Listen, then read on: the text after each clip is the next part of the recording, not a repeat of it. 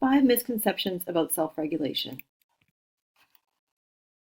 Number 5, self-regulation is all about stuff. It's about having this stuff in my classroom, and if I've put all of this self-regulation stuff in my classroom, then I'm doing self-reg.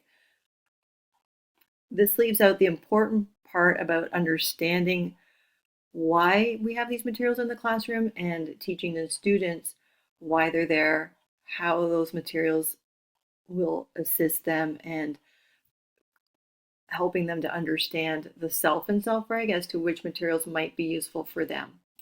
Number 4, self-regulation is only for people who have identified issues such as the autism spectrum, ADHD, ODD, they're on an individual education plan, the fetal alcohol syndrome, but some sort of identified issue or problem, and self-reg is one of the tools that we're going to use to help support that student.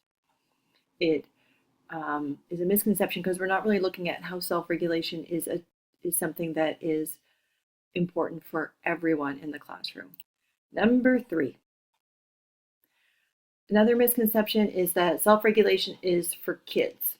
And I will admit this is something that when I came into the foundations course, I was really looking at it as a tool for helping students.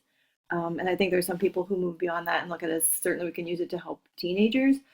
But again, not looking at how self-regulation is something that's applicable for everyone from infants all the way up to adults. Misconception 2 is that self-regulation is something we do as a whole class. It's a program and we're all doing mindfulness, or we're all doing meditation every day when we come in from recess, or everyone's sitting on a big yoga ball, or everyone is doing it and we're all doing the exact same thing at the exact same time, so we're all doing self-reg.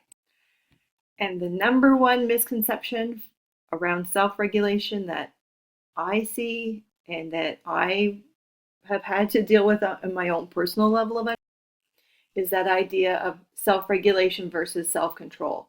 When I'm out in schools and I'm talking with educators, or I see anchor charts up in classrooms, a lot of the things that I'm seeing that are being called self-regulation, I would still consider to be self-control. And I think that there is still a lot of confusion and misconceptions around what is self-reg, what is self-control, how does one make the other possible, how do they overlap, and what are the differences?